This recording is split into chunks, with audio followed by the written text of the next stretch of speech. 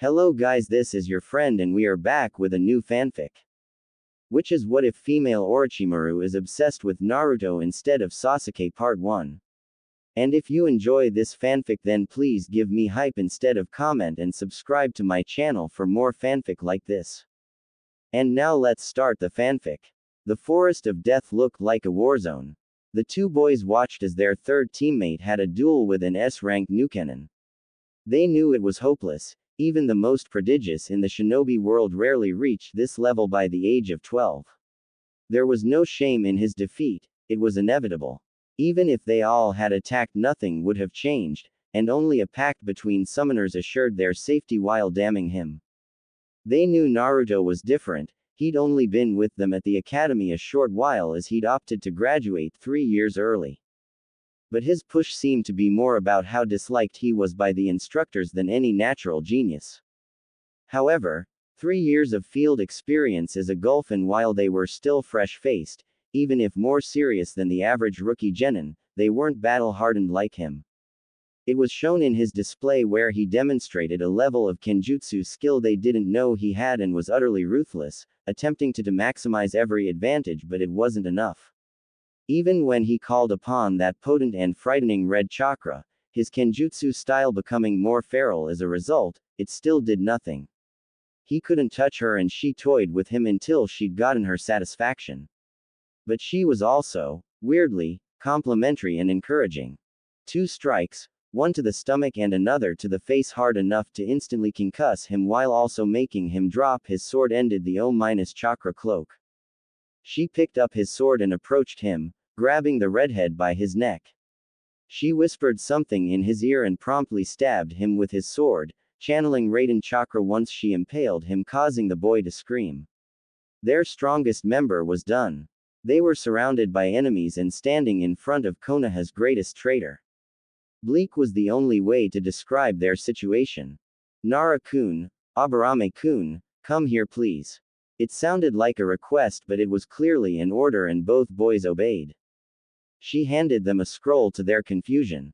I know you'll report this to my former sensei when you make it to the tower, but if anyone other than Naruto should receive this scroll, I'd have to kill both your clans in their entirety. Do we have an understanding? Both boys nodded while Shikamaru accepted the scroll. She departed soon after and the boys collected Naruto and his sword, Shino opting to carry him on his back after they patched up his wound. They made haste to the tower and luckily ran into only light opposition, nothing the two couldn't handle. They arrived to the tower, greeted by their sensei, whom wasted no time getting Naruto to the medical center while having them debrief in front of the Hokage. He made his way up to the familiar gate guards. A team of 4 was now only 1, but he'd changed. His eyes were harder and he was sporting a scar above and below his left eye. He was not happy to know Raiden chakra delayed his healing ability, but was assured the scar would be temporary, fading in months. He checked in as was protocol and made his way to the Hokage tower to give his mission debrief. Given this was supposed to be a simple courier mission, lasting no more than a week and it lasted a month and a half, it was of the utmost importance to know why, so the Hokage spoke to him immediately. Naruto gave the mission details, only the facts, and then presented the Hokage with 4 scrolls, 3 containing the bodies of his fallen comrades and the 4th the final words of the Chunin in charge.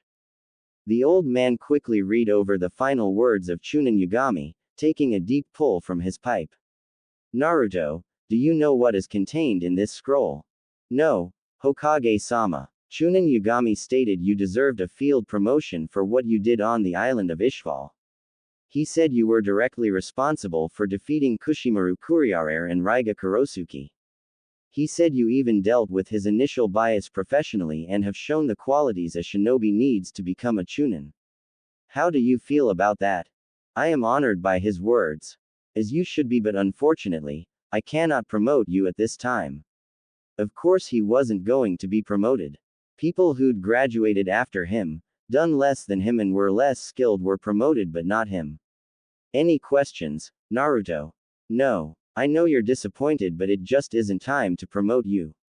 I had plans for you, Naruto, and you graduating early threw them off, but I will not abandon them. I want you to get closer to what should have been your graduating class, it is for the best. Do you trust me? No. Maybe I deserve that, but if you become connected with this upcoming generation of clan heirs, it'll go a long way in providing you political protection from those who'd want to see you hampered. Hampered like not being promoted when it is deserved. Like not being treated as a shinobi at all. There are those who would seek to weaponize you, and I don't want to see that. Then kill them. You're the Hokage, you employ an army of assassins. If someone is a risk to your rule, why not remove them? A lot of reasons, Naruto, the largest one being that's the path toward tyranny. It'd make Konoha be something it was never meant to be. But sometimes to uphold that ideal, I have to accept less than ideal outcomes for those that don't deserve it. As long as you can accept it, Hokage-sama. That's not what I meant, Naruto. Just understand, I'm not holding you back out of malice. If that's all, Hokage-sama. Dismissed. When Naruto regained consciousness, he relayed all relevant information to the old man, including that his chakra felt chaotic. Fortunately, the application of a seal over his existing one was discovered and remedied. This allowed Naruto's wound to heal faster, and he was near 100% at the end of Exam 2 and the start of the unexpected preliminary matches. All three of the Soul Suna team passed. The fan user beat the weapons user from Team Guy. The puppet user bet some older Konoha genin that could dislodge his joints. The sand user defeated Kiba when the Inuzuka had enough sense to forfeit and likely saved himself from being killed. Sasuke Uchiha defeated another older genin, one that could absorb chakra through touch. It was a fast match. Sakura Haruno and Ino Yamanaka had a match. It was long and seemed to offer some moments of self-realization for both girls, so that was cool. Neji Hyuga defeated his cousin, but it was harder than he'd suspected, and the boy seemed irate he didn't get to do more damage to his cousin. Choji lost to the sound genin Naruto prevented from attacking Kabuto. His two teammates defeated the others. Shikamaru knocked the girl out while Shino crippled the other boy. It was time for the last match, him versus Rock Lee. He'd heard about Rock Lee, unable to use nin and genjutsu but still passed, and given a team, at the behest of his Chunin sensei. It was difficult for Naruto not to resent the boy. Only by creating his clone technique did he manage to pass the ninjutsu portion of the graduation exam. No one was there to advocate on his behalf because he had too much chakra, but someone who couldn't mold theirs properly got the personal approval of one of Konoha's premier Chunin. It's one thing for life to be unfair, it's another for it to be a complete asshole about making it clear. Naruto normally didn't dwell on who got things he didn't. It was a waste of time, and with no ability to change it, it felt self-defeating and pointless. He wouldn't ignore the unfairness, but harping on it just wasn't useful. However, since his Humiliad NG defeat, he's been in a sour mood. He knew he couldn't win. She was better than him in every way, and yet it still felt like his pride had been shattered. He didn't understand why, it didn't make sense. But it did piss him the hell off. Are fighters ready? The sickly proctor asked. Both boys give an affirmative response before settling into their fight stances. Lee in his Guken stance, Naruto with his right hand on the hilt of his sword. Hajime, he said, and both boys sped toward each other. Naruto got the better of the exchange, rotating around Lee's punch and hitting him, with his blunted sword thanks to seals, in the neck with enough force to send him into the wall. Had the sword not been dulled, Lee would be dead. Naruto stopped, fighting his instinct to press the advantage. This is a Konoha nin and he was hit pretty hard, so Naruto would allow him to give up as he may be injured or knocked out. To his mild shock and sincere annoyance, the green-clad boy got up and resumed his stance. Naruto sped toward him again, this time hitting him in the left shoulder with an overhead strike and kicking Lee in the stomach, sending him back into the wall. It was weird, while not his fastest, he could see that Lee could track him but couldn't move fast enough to counter. Take them off, Lee, Guy shouted, and the boy asked if his sensei was sure. The man gave him a thumbs up and Lee sped up to the balcony where the genin were observing. Naruto quickly put it together, the boy had been wearing weights and saw reason to change it. Before Lee could remove his weights, he was hit with another sword strike, hard enough to potentially break a few ribs, and was sent careening to the floor. Sorry, Rock-kun, but if you willing disadvantaged yourself, I can't allow that to change. Guy's protege was on the ground, holding his ribs. The 3 attacks he's absorbed having taken a toll, but he refuses to back down. I won't let this end here. I will show. I hate to interrupt you, Rock-kun, but the only reason you aren't dead is because I haven't wanted to kill a fellow Konoha shinobi. Naruto said before biting his finger and running across the ceiling array on his sword, removing the barrier from the edge. You've taken advantage of that by not yielding and stepping on my mercy. Normally, I'd likely overlook it, but you've caught me on a bad day. This is your only warning. If you get up again, I'll come at you with the intent to kill. I won't give up, Naruto. I will show hard work can trump a genius like you. Lee said, managing to make it to his feet. Before he even took a stance, Lee was surrounded by cherry blossoms. Their fragrance was so alluring to the battered genin. It put him in a peaceful state, so peaceful he momentarily forgot he was in the middle of a fight. That is, until he heard a snap and the cherry blossoms seemingly attacked him. Then Lee felt pain all over and fell to the ground in a bloody heap.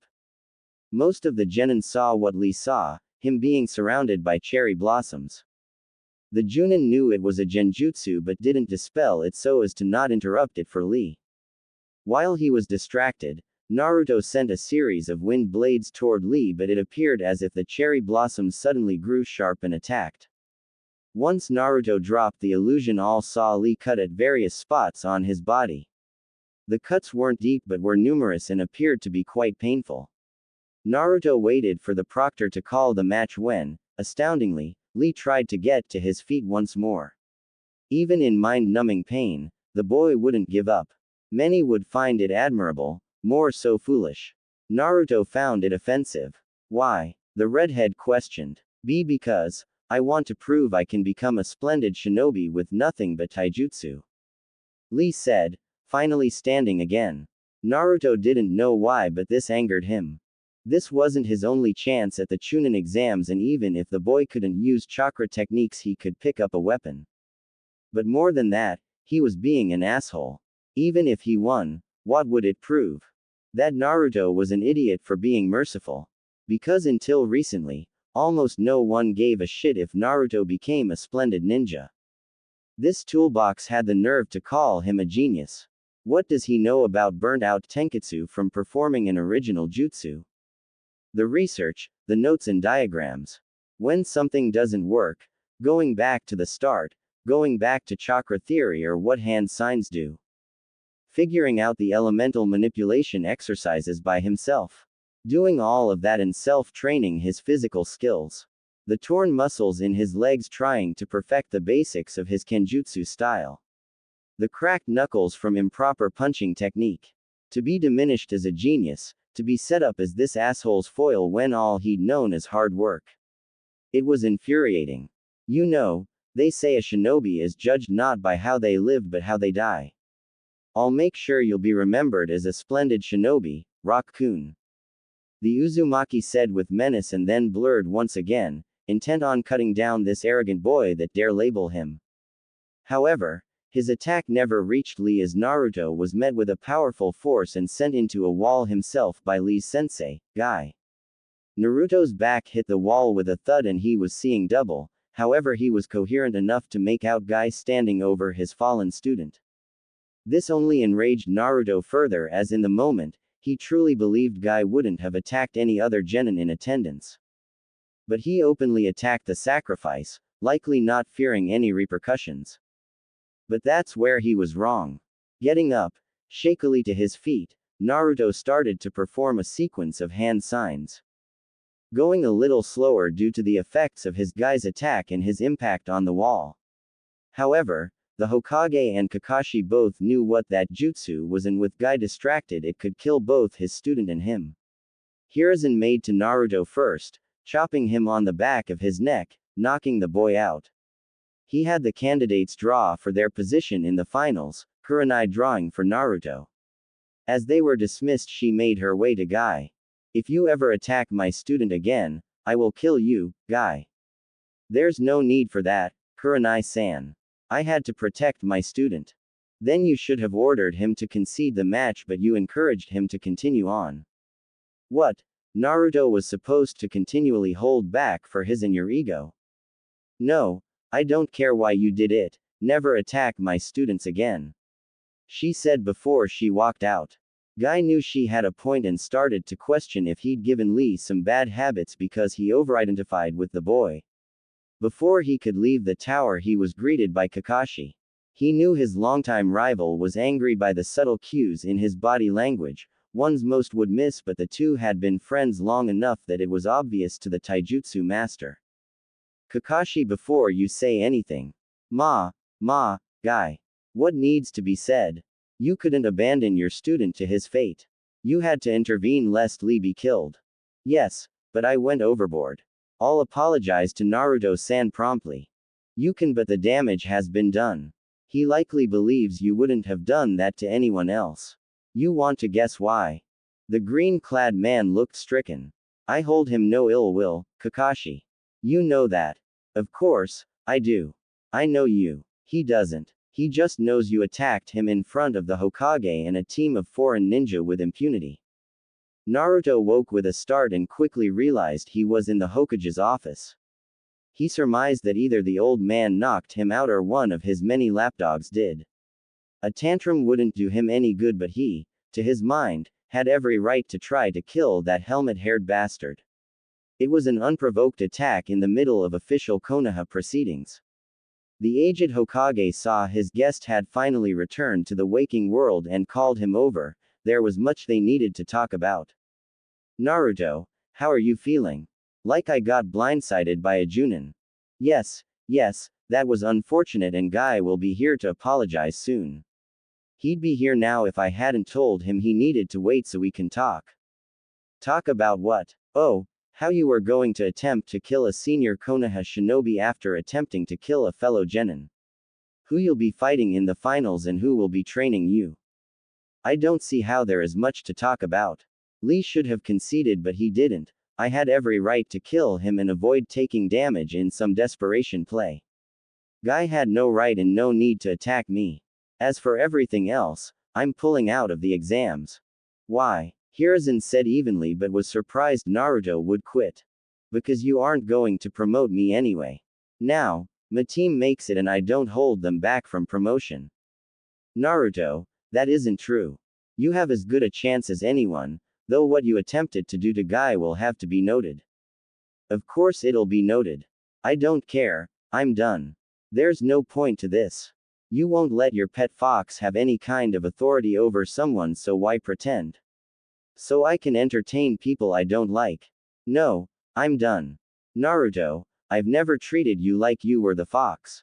You may be unhappy with me, but I deserve more credit than that. How do I know why you do the things you do if you don't tell me? 3 years you left me in the reserves while people not as good or dedicated as me got a Chunin sensei. 3 separate misranked missions, 3 recommendations I be promoted to Chunin, and you ignore them and won't tell me why.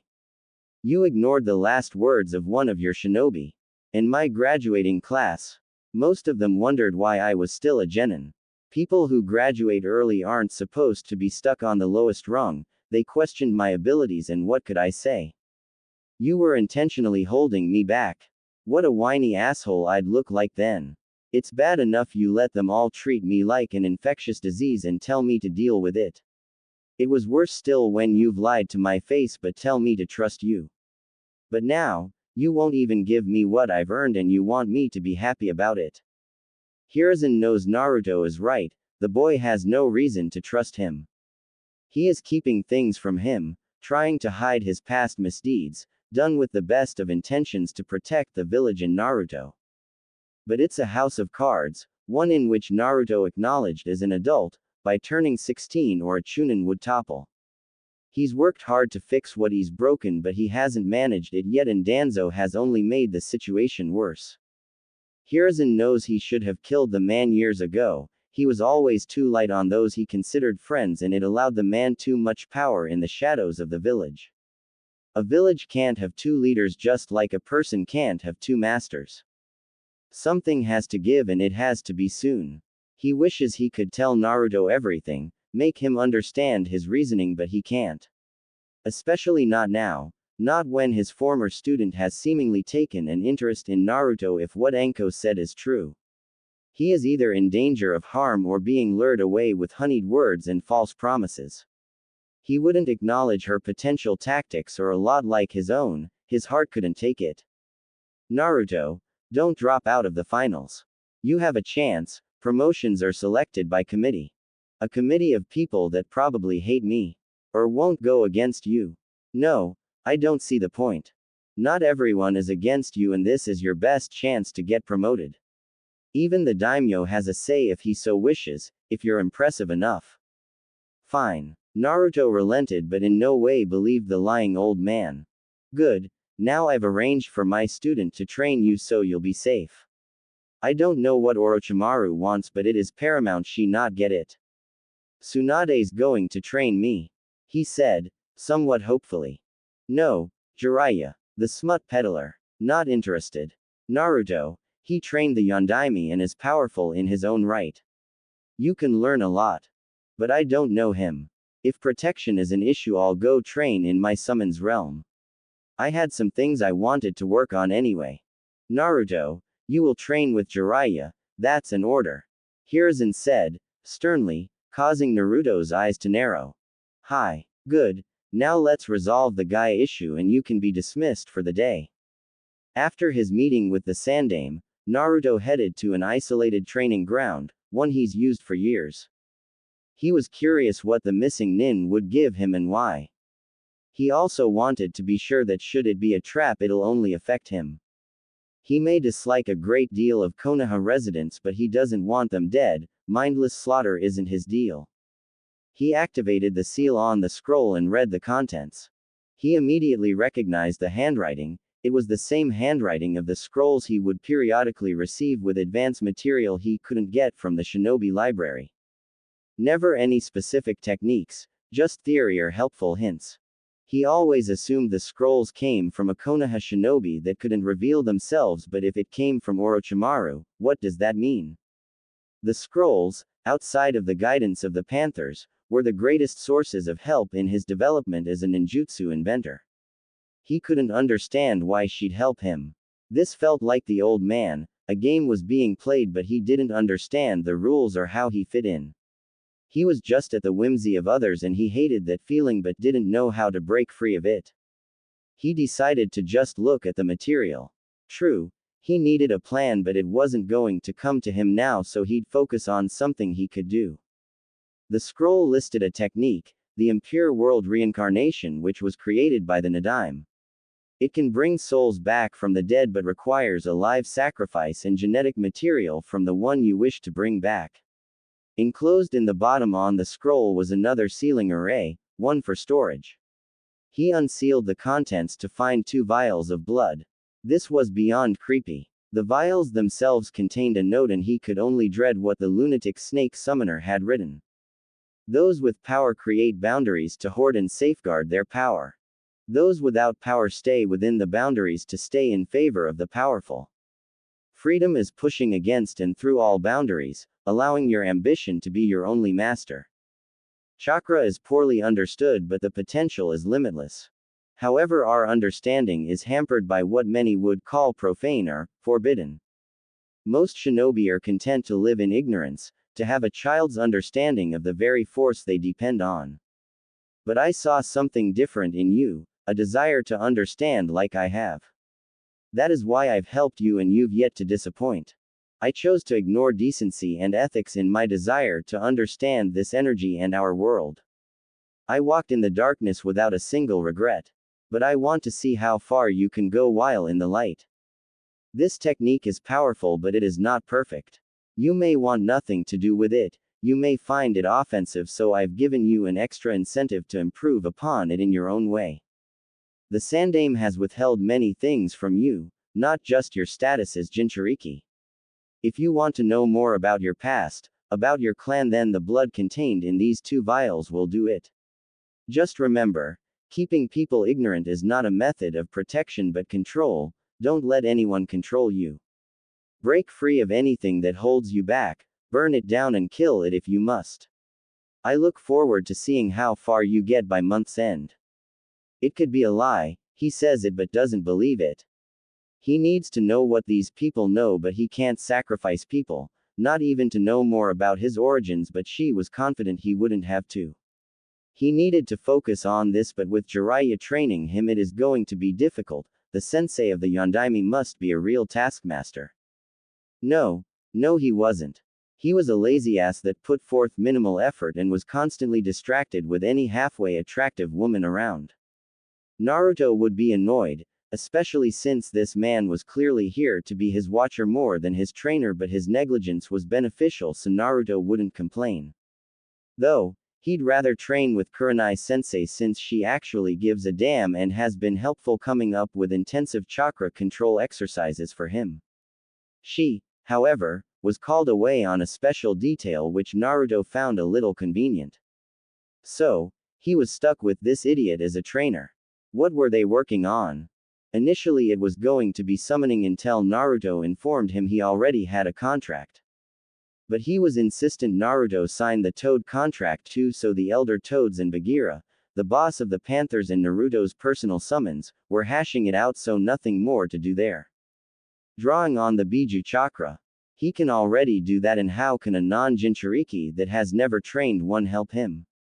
So, the last project was the Rasengan, the Yondaime's personal jutsu. It would be useful as an attack jutsu and helping him in perfecting pure shape manipulation.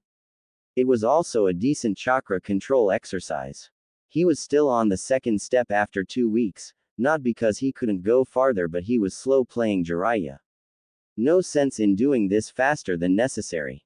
Naruto practiced it while he sent an overcharged shadow clone to the Panthers to unravel the impure world reincarnation. The key to Naruto's understand of the jutsu was to remove the mysticism from it and think of it as a chakra exercise. A soul was not being called back. Yin chakra was. The genetic material was a bridge, it contained both the yin and the yang chakra of the person being returned.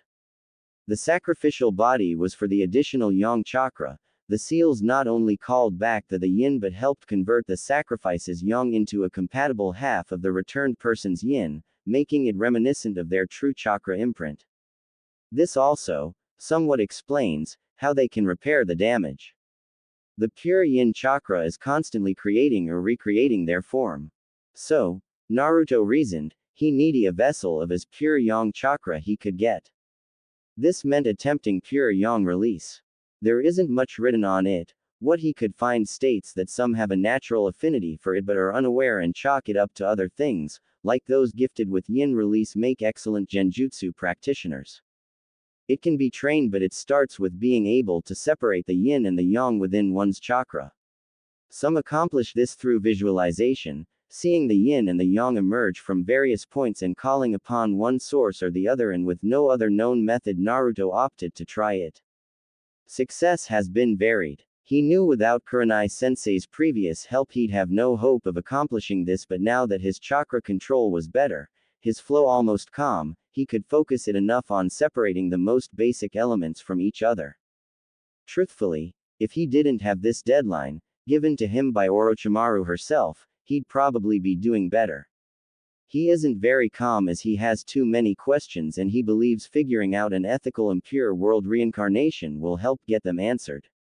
But even if it does, what does it all mean? She made her way through the forest at a clipped pace. Being late was not an option. It was never an option. Also, the sooner she got there, the sooner she got this over. She doesn't know how to feel about her master, as gratitude often wars with low-level terror. No time to think about it now, she reassures herself. All she has to do is give her report and continue on with her day. Even if the guilt becomes suffocating, she chose her path. She arrived at the designated meet and waited. There was no point in trying to find her, she'd reveal herself when she was ready. And she appeared, right behind her. She was impressed she managed not to jump in fright. Immediately she began kneeling, as is expected of her, causing the woman to laugh before speaking. So prompt, as usual. Hi. Well, what do you have to share with me? He is being trained, poorly by Jiraiya and appears to be unhappy with the arrangement. Jiraiya seems more like his watcher than his sensei. The woman nodded at those words. What else? Every morning before his workout he sends a shadow clone with approximately half his chakra somewhere with a panther summons. Their realm. He must have his shadow clone training in secret so not even Sarutobi can spy on him. Clever boy. Is there anything else? Once he's done training with Jiraiya he practices his kenjutsu, does a light workout and then heads home. There he does research until several of his summons meet with him. I'm assuming they are performing surveillance of his competition. I scouted the other finalists, all but Shino-kun and Shikamaru-kun have subtle but unnatural shadows following them and none have appeared to notice. Kukuku, you've done well. I want you to cease your surveillance, it won't be necessary any longer. But what? I thought you'd be relieved to no longer have to spy on him. Don't tell me you're nursing that silly little crush, she asked but her subordinate didn't answer. You are. Tisk, tisk, tisk. You know that can never go anywhere, yes. Even if you were to turn his head that wouldn't end well for you, yes. Hi. She said through gritted teeth. Don't be glum, you'll get what you truly want. Just forget about Naruto-kun. Hi. Good. You are dismissed, Hinata-chan. Jiraiya, how is he doing? He's getting it faster than I did. Why isn't he a Chunin yet? He has the mission record for it. We've been over this, I won't always be here to protect him. He needs allies and ties to the village. He has startling little and I've long since alienated him. No one who has graduate early has ever been sent to the reserves, so I can't imagine why he took that as an insult. He wasn't supposed to be allowed to take the exam if there was a reasonable expectation he could pass.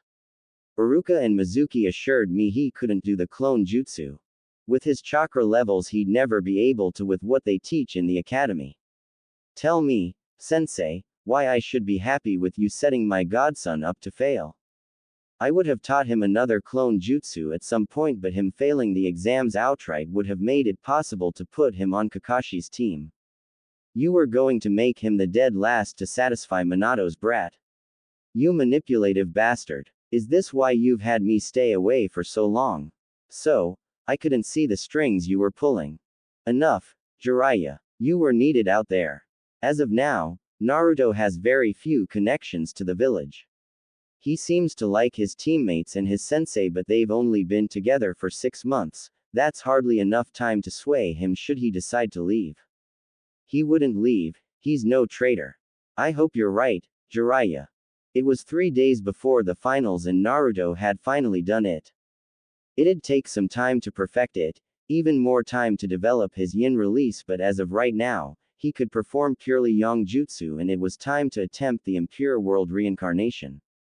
He got time off from Jiraiya once he demonstrated you could perform a completed Rasengan, which he has to admit is a damn fine jutsu. He was in an isolated clearing in the Panther realm and had a barrier erected just in case things went poorly. He had contract seals at the ready but didn't want to put the control seals mentioned in the scroll. He took some deep breaths, calming his nerves. Yang release. Shadow clone jutsu, Naruto said then started the ritual for the impure world reincarnation. Once he was sure he had it complete, he performed the hand signs and whispered, summoning, impure world reincarnation. Naruto didn't have to wait long for the jutsu to take effect as each of his yang clones were encased in an ethereal glow. Soon, both started to change their shape, taking on the forms of those called back. Naruto was shocked to see 2 women with hair similar to his, though neither had his blue eyes. Both women looked confused as if a haze had yet to be lifted. They noticed each other first, both shocked. Mito-sama, Kushina-chan. Both questioned before they looked at the boy before them. Mito was silent and confused. She had no clue who this whiskered cheek boy could be but in her peripheral vision she could see Kushina trembling, as if trying to not cry. Sochi. Is that you, Naruto? Where are we? This doesn't look like Konoha. I'm Naruto and this is the realm of the Panthers. My summons, but what do you mean, Sochi? Naruto wasn't dumb, but after being denied information about his parents his entire life, the idea that he'd just brought his mother back was unbelievable, though the woman hugging him fiercely was quickly putting his disbelief to rest. It was sad, but Naruto couldn't ever remember being hugged before. The feeling was indescribable. I'm your mother, Naruto. Didn't Hiruzen tell you about Minato and I? How has your life been? She blurted out, finally releasing him. The old man said he didn't know who my parents were. My life. I was a pariah growing up. Not even my academy instructors liked me, so I graduated early, at the age of 9. The old man didn't put me on a genin squad for 3 years. Naruto explained before something clicked. Wait, Minato. You don't mean. Yes, Sochi, the Yondaime was your father. I hope you don't hate us for what we did. I argued against it, but Minato was convinced you'd need the Kyuubi to defeat the man that attacked us the night you were born. I don't hate you. I guess I just wish things had been different. Almost everyone treated me like I didn't exist. Naruto-kun. Mito spoke. She hated to interrupt this moment between mother and son, especially since Kushina must have died almost immediately after giving birth, given how weak a Jinchuriki's seal becomes during childbirth, but she needed to know how he brought them back.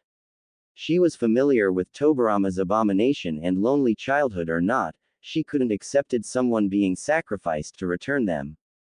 Hi. Did you perform the Edo Tensei? Hi. Sochi. No. You can't just sacrifice people. I didn't. I used a shadow clone made with Yang release. He quickly explained. Oh. That was very creative. My Sochi is a genius, Mito-sama. Actually, I'm not. I just work really hard at and don't give up. Nothing genius about that. I don't know about that, Naruto-kun. Tobirama never came up with this and he invented both jutsu. Seems obvious in retrospect, but the best insights do. Mito said. You knew the Nadaime? Yes, I did. He was my brother-in-law. I'm Mito Senju ne Uzumaki and your predecessor. How so? I was the first Jinchuriki of the Kyuubi, Kushina here was the second. Were you both hated, too? No, Sochi, no one knew we contained it. And I don't understand why Saru-chan would tell others. Mito said before a realization hit her. Naruto-kun, if you didn't know who either of us were, why did you summon us? Orochimaru gave me the jutsu to figure out and said if I did I'd have answers about my history. You're Orochimaru's student. See, you are a genius. She wouldn't bother with someone untalented. No, she's a missing nin and considered Konoha's greatest traitor for illegal experimentation on villagers. He said, to receive a fist to his skull. Why would you trust the word of a missing nin? Because I was desperate. The old man keeps me in the dark about everything concerning my past, he's manipulating me and I don't know why. I need all the information I can get in case. In case what, Sochi? In case I need to abandon the village. He's already denied me a Chunin field promotion 3 times and never once explained why.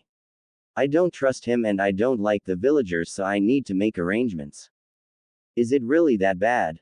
Kushina asked. Shame filling her for what she allowed to happen to her son. The villagers deny my existence. They've never hit me or anything, but I know I'm not wanted and being stuck as a genin isn't raising my profile. I don't get it. Why wouldn't Hiruzen want you to be a Chunin?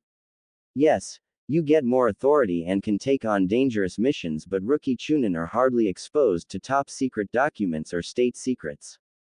Kushina said. Mito sat quietly, piecing together everything she knew about Konoha law and what Naruto told her and came to a conclusion. I think I may know why, but it doesn't make sense for it to be the reason, she started. And proceeded to explain her theory. Hiruzen never much cared for the daimyo's satellite residence, the place he stayed when visiting Konoha. It was too ornate for his tastes and gave the feeling of being both too open and claustrophobic. He was curious why the daimyo had summoned him. The two usually speak after the exams are finished. They had a good working relationship but weren't close. Not like Hiruzen was with the man's father or how he was close to Minato. He arrived in his sitting room and was surprised with Danzo was there as well. Hiruzen bowed to the daimyo and took his seat. Immediately he felt off as someone. Hiruzen reasoned one of the guardian ninja, activated a seal, and Hiruzen felt his chakra become suppressed and out of his control. He saw Danzo came to the same realization. This was a trap.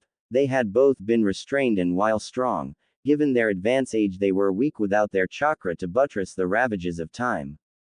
Thank you both for arriving so promptly. There is a matter we need to address, and I didn't want either of you to do something foolish, like try to manipulate me with a stolen Sharingan, the daimyo said while staring at Danzo. The man couldn't hide his shock and cursed he couldn't summon his root to extract him. Your shadows are already dead, Danzo. How dare you come to my residence with armed guards and try to hide their presence from me? Foolish old man. Hiruzen, you've allowed this relic to become arrogant, among other things. What do you mean, Daimyo-sama? Oh, all will be explained, but first I need to tell you a story. A little over a year ago, Tsunade paid me a visit. She actually requested an off-the-books meeting as she needed what was discussed to remain a secret between her and I. I, of course, was surprised. Tsunade hadn't been involved in shinobi affairs in decades but never acted contrary to my interests, so it was neither here nor there. When she arrived, she relayed to me a story of her own. How she'd met a young Uzumaki boy. Said he was dragged to her by a large, talking panther that requested her help. She was able to save him but not his Chunin leader. She spoke to the boy, asking subtle questions, and, coupled with what the Chunin said before he succumbed to his injuries, she concluded the boy knew nothing of his clan or parentage. Apparently, he was a pariah due to his status as a Jinchuriki, and his ostracization was near universal. She said he claimed he had existed on his orphan stipend until he graduated. Now, that confused me. Because he would be a clan heir, and in Fire Country when one is the last of their clan they are provided housing and are given a generous allowance from their clan funds, while said funds are managed by the financial advisors I select to make sure they are not cheated. Tsunade had no reason to lie to me, but I couldn't just act on her word. She understood and only requested I perform an audit into Kushina and Minato's finances and anything else I could find out about Naruto. She gave me a blood sample and said if I should get any genetic material for either Minato or Kushina, she'd happily run the tests to prove he was indeed their son. It didn't take long for the auditor to find the accounts had been tampered with, funds extracted illegally. It did take the auditor a while to trace where the money went for each large withdrawal, but he did it. Imagine my shock when the two who'd stolen from Minato and Kushina were you and Danzo. Those assets were primarily Uzumaki assets, and that account should have been frozen until a verifiable Uzumaki came to claim them, since Minato and Kushina had no living heir. Next was getting the samples needed for the DNA test, but I didn't immediately summon Tsunade back to run the tests. Imagine my shock when she confirmed her suspicion.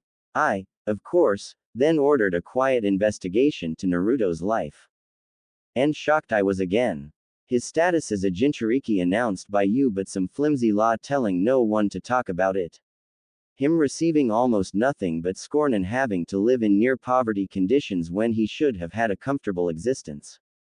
And then to see you deny him a promotion in order to avoid being discovered. You thought if he never made Chunin you'd never have to give him his full inheritance and it wouldn't trigger the automatic review I've instilled.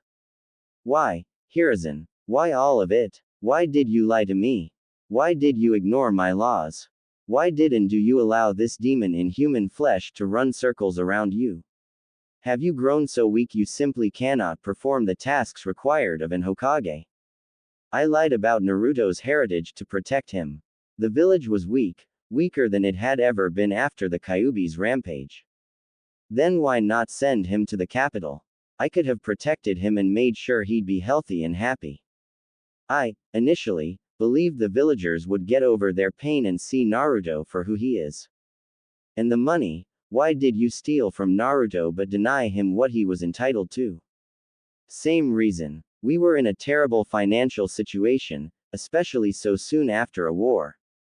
The civilians were demanding a say in governmental affairs since they were going to be providing a bulk of the money required to keep us solvent and functioning. My old teammates were pushing me to accept, no doubt for their own reasons. I need a quick infusion to take their leverage away.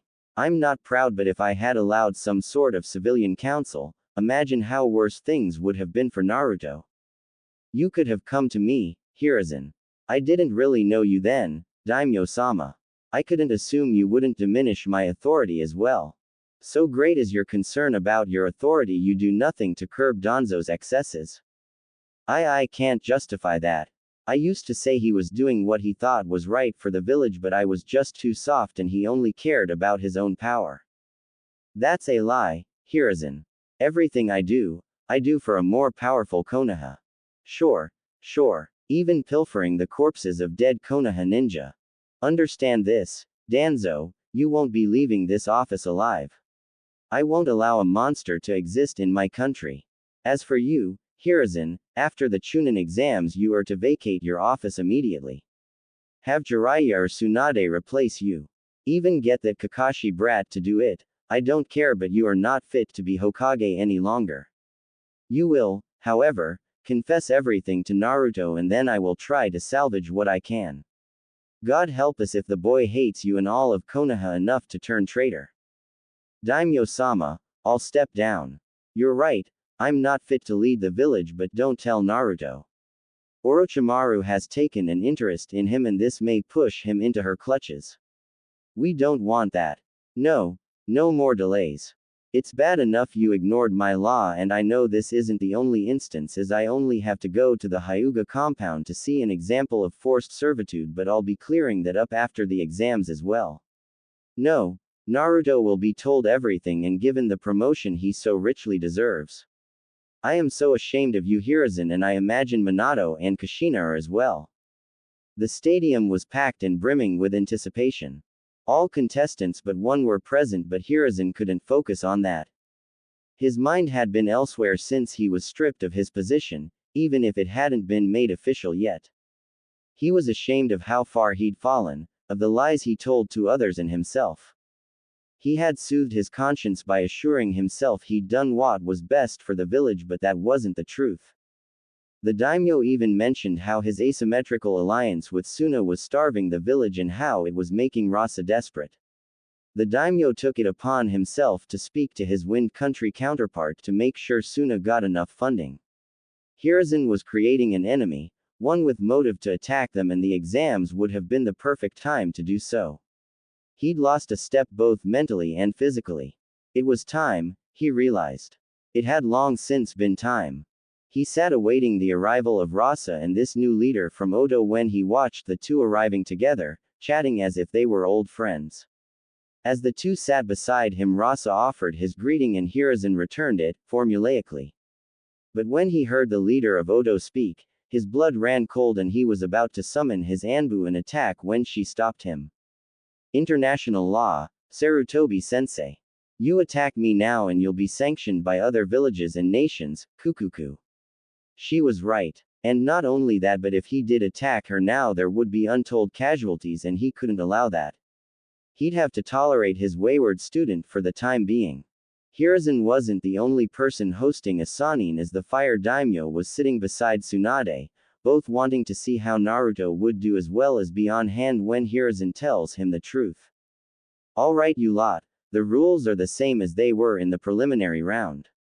Hayate stated to be interrupted. What about Sasuke and that Dosu guy? Shikamaru asked. Dosu had to pull out due to injury, he said looking at Naruto, and if Sasuke doesn't show up for his match he'll likely be disqualified. Now if there are no more questions I'll exit except Neji Hyuga and Naruto Uzumaki. Hayate watched as the other genin left and walked to the center of the stadium battleground along with the first two fighters. He announced the two and then called a start to the fight and watched as neither boy moved. All was quiet as the audience watched the Hyuga prodigy stare down the bane of Konoha. The redhead had changed his clothes for the finals, ditching his normal blue pants, blue shirt and orange hooded vest for black hakama, tied at the ankle with blood red tape, a black sleeveless shirt with extra material at the neck for a Kakashi-esque face mask and a black kosode, with a chainmail mesh sewn into it.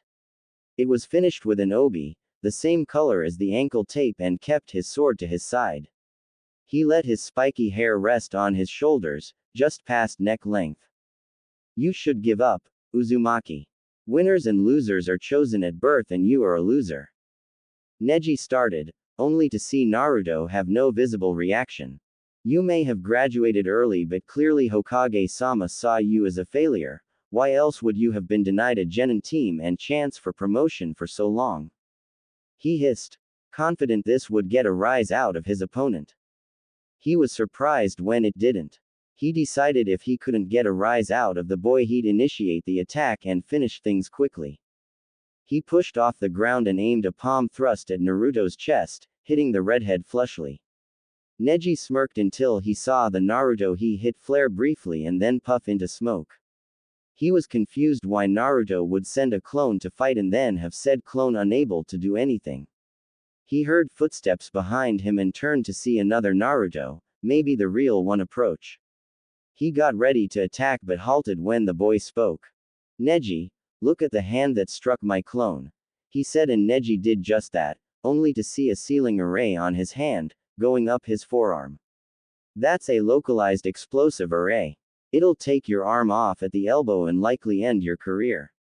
Concede now and I'll remove the array, don't and you lose an arm. Neji was stuck, unfamiliar with indecision. He'd never heard of a clone that could impart a seal on someone when struck, but then again, he wasn't aware of corporeal clones that dissolved into smoke either. His opponent put him in a bad position. He could try to strike Naruto, but he was too far away for him to reach the redhead before he could activate the seal. And that assumes the seal does what Naruto claims it does. He could be lying, or the seal could be a dud. If that's the case, he'd have given up due to an empty threat, and his pride couldn't allow that. He remembers the boy was hesitant to do too much damage to Lee until Lee pushed him too far, so him going for such a move as an opening didn't read to Neji. Of course, Neji wasn't and couldn't have been aware of Naruto's current mental state. He'd felt his heart fill with the time he spent with his mom and Mito, who he called Ba-chan, much to the lady's delight. But there was a burning anger as well. The Sandaime had denied him much, for what reason Naruto didn't know, and wouldn't ascribe a motive to the man because it didn't matter. Outside of his team and those he'd worked with in the past, he didn't care about Konoha Ninja. He wasn't one of them, and they truly were them, now. He saw them as weak-minded traitors and cowards, unworthy of his parents' sacrifice and his father's trust. No, he didn't blame Minato for his childhood, he blamed Konoha for not trusting their alleged hero even when all evidence stated they should. In the preliminaries, the Fuin Bunshin would have been preloaded with a paralysis tag because he didn't want to hurt a comrade. Now, Neji isn't a comrade, just a potential enemy. Neji decided to call Naruto's bluff and charged toward the boy. He didn't have to wait long to realize his mistake.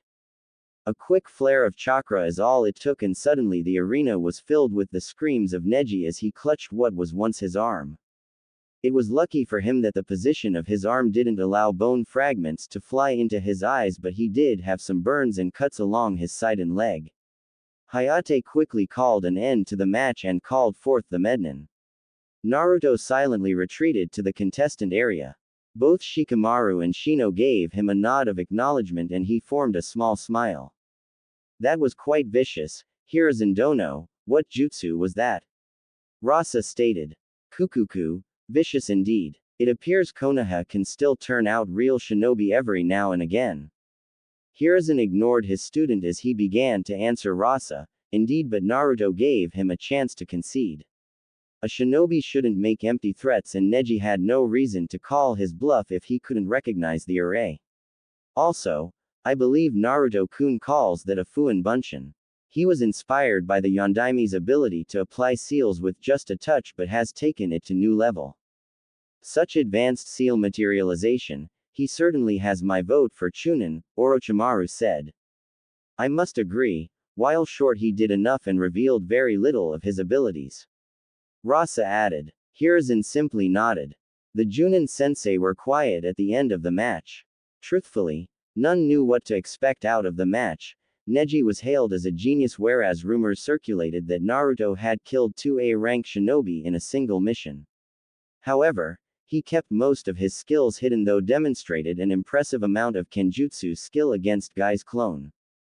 That was most unyouthful, Lee exclaimed. Seeing his rival defeated and maimed by the same boy that so easily defeated him was hard to accept.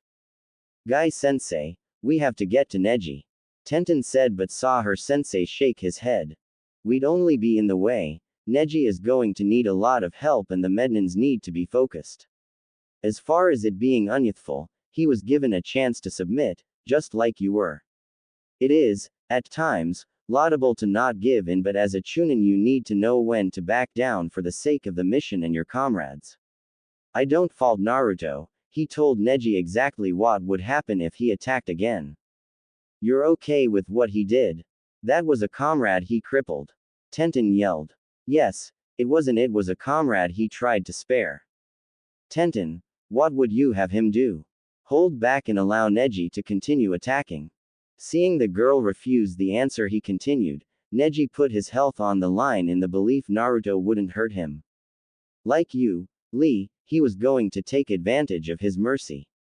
The difference is, this time Naruto didn't give more than one chance. As such, Neji's injury is my fault. I've instructed you poorly if none of you know how to stand down when you're outmatched. Guy finished, sounding more subdued than he ever has. Asuma and Kurenai could see he meant every word, and while Kurenai still had some negative feelings toward the senior Junin, she wouldn't wish the belief you failed your students on anyone. You think he did enough for a promotion? Asuma asked. I hope so, he's clearly ready. I've let him run some of RC ranks and he's done well. He's clearly paid attention to what other Chunin did when he was stuck in the reserves. Kurenai answered. Close by the Junin sensei sat Anko. She'd never really had an opinion on her fellow pariah, not until she had expressed an interest in him. She was one of the few that saw the footage of their kenjutsu battle before the cameras cut out. He wasn't on her level, nowhere near, but he was good, willing to change tactics on the fly to keep a superior opponent guessing. He also didn't hesitate to go for the kill.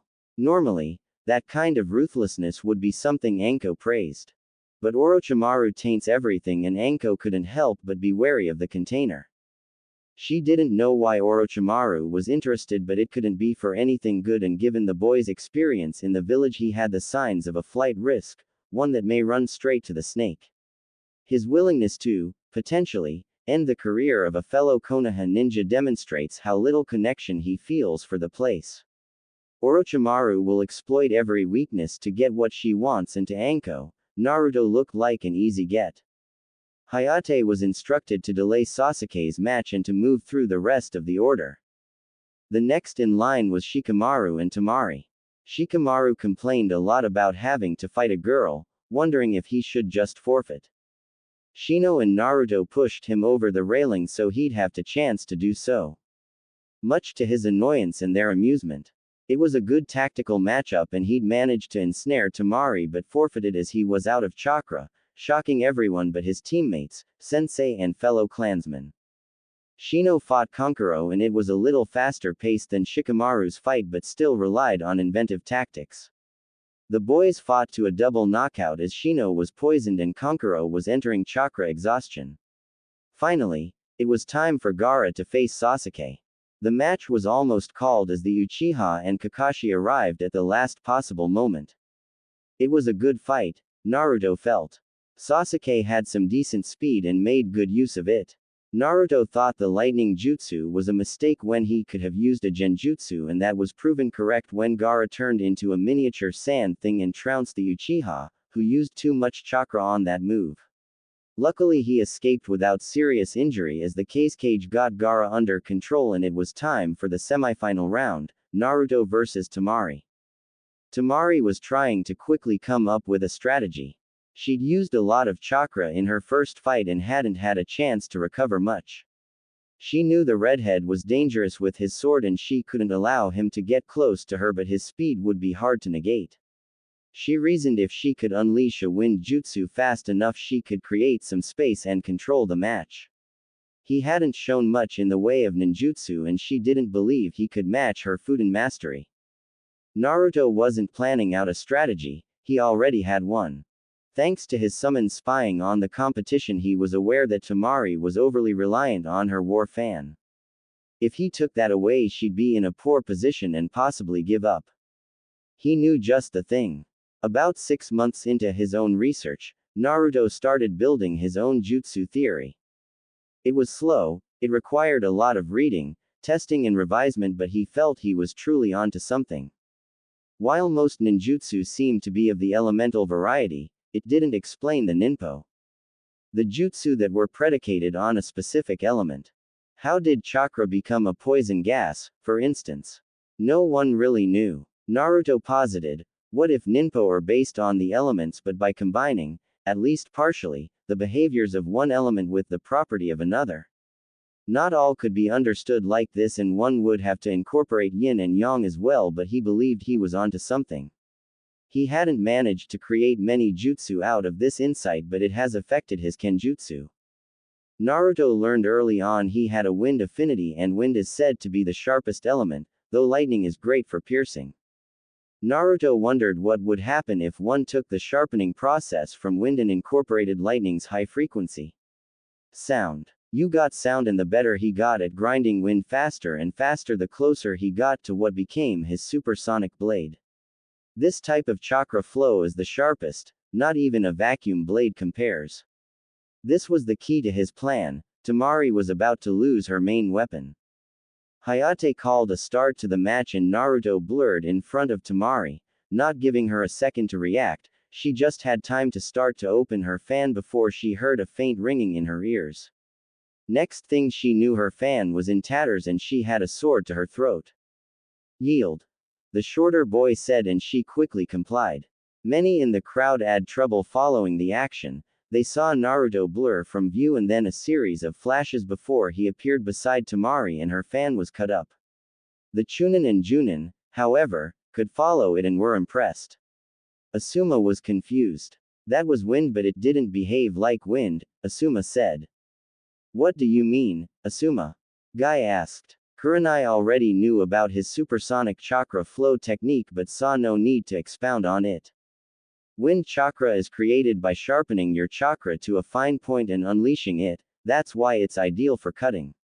It doesn't, however, emit a sound nor does it become visible. Lightning does that, but that wasn't lightning. Kurenai, do you know what that was? Yes, and I won't be divulging it. If you want to know, ask Naruto. It was one of his creations. So, he really does create his own jutsu? Asuma asked, surprise in his voice. Yes. How many? I'm not sure. He said most were just supplemental things that better versions of already existed, but he's got some impressive ones as well. Guy almost got introduced to one. Hi, Hokage-sama informed me that in my distracted state I may not have escaped unharmed. Whatever that was, I need to learn it. I'll see if I got something to trade. Asuma said, only caring about the wind manipulation. He hadn't seen anything innovative involving wind chakra in years, especially not chakra flow. He need to know how to do that. Kukuku, I think that was just a bad matchup for Temari, Rasadono. I agree, but she appears too reliant on that fan, definitely Chunin material, but I'll have to work with her on that.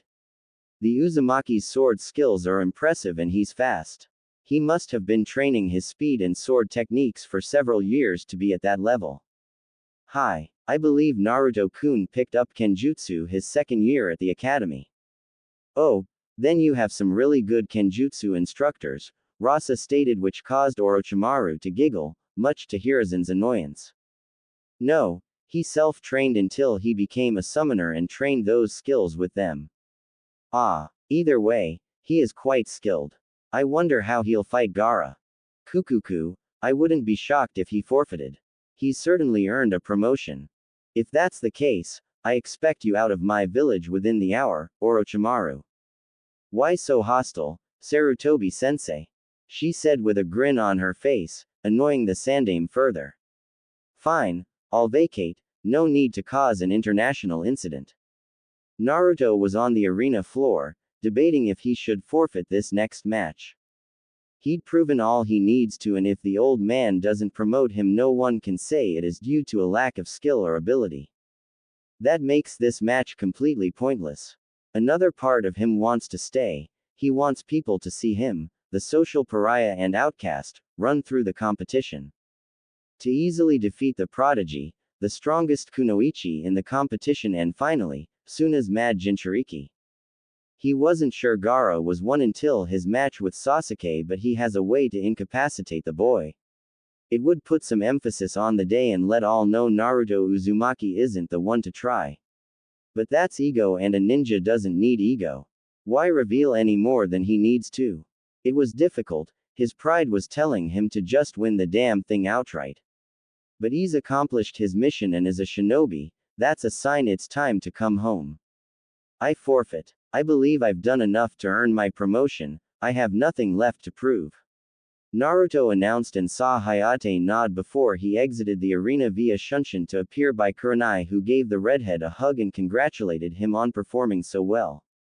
Hayate crowned Gaara the winner, though the boy didn't look pleased and called the Chunin exams to a close. Just as they were starting to depart, an Anbu appeared by the Junin sensei to retrieve Naruto, per the Hokage's orders. Naruto couldn't hide his annoyance, he wanted to go check on his teammates, though he suspected Shikamaru was just napping in the medbay. Naruto arrived with the Anbu to the Hokage tower and was escorted to the Hokage's office. Naruto really didn't understand why this Anbu was on his, but he just ignored it, she was only following orders. When got to the office door, he saw two samurai standing outside it, which was weird. The Anbu ordered him to stay there until he was called, and then she went inside the office. Those were some pretty sweet sword skills, kid. Never thought I'd see a Tenkan user, especially not a shinobi one. You know my style. Yes, it's an old style, but most people can't learn it due to the damage done to the leg muscles. How long have you been practicing, and how many steps from the shukuchi was that? I started learning when I was 7 from a scroll that was gifted to me. And I was 3 steps shy. While I can move faster, I can only go up to 2 steps for the shukuchi until my body matures. Naruto said while rubbing the back of his head. He wasn't used to being praised by strangers nor getting to talk kenjutsu, it was nice. Impressive, the same samurai said. Oh, and just a word of warning, the daimyo is in there, so mind your manners. Thanks. Being an orphan, that stuff doesn't come naturally, but I'll do my best, Samurai-san. It's Sojiro, kid, and this is Shishio. Naruto Uzumaki, nice to meet ya. Likewise, Shishio said. The trio continued to chat away until Naruto was summoned into the office. Upon entering, Naruto saw the old man, surrounded by his advisors. Jiraiya and Tsunade were both there. He shot her a quick smile, but sitting to the side of the office was, he assumed, the daimyo. He bowed deeply to the man, and shot a quick one to the old man. He hated the weak, old bastard, but it'd do him no favors to act like a brat now. Hokage-sama, he said evenly. Naruto-kun, please sit down, we have a lot to discuss. First, I want to congratulate you on your promotion to Chunin. It's long overdue. Hiruzen said and saw Naruto's jaw tense for a split second. Thank you, Hokage-sama. No thanks necessary. Next, Naruto, I have to tell you some things that will not be pleasant for either you nor I. I just want you to listen completely, and then we can discuss where we go from here. He saw the redhead nod and continued. After the Kyuubi attack, the village was in a vulnerable position, and the Hokage position was as well. We needed more funds to keep ourselves functioning, but the more wealth civilians wanted power in exchange. I could levy taxes, but they could also leave. I couldn't afford to call their bluff or wait them out, so in a moment of well-intentioned idiocy I pilfered from an account. An Uzumaki account, your inheritance. I won't lie, it was a large sum, though I managed to pay it back years later. With interest, I didn't watch the account as closely as I should have. Another person also took a generous sum from the accounts. He never repaid what he stole, likely banking on blackmailing me should I call him on it. Trying to fix what I did or allowed to happen has taken a long time and truthfully, you have not been made whole. That is why I have delayed your promotion. When you become a Chunin, you are a true adult and in accordance with Daimyo-sama's laws, are granted full access to your clan funds and vaults.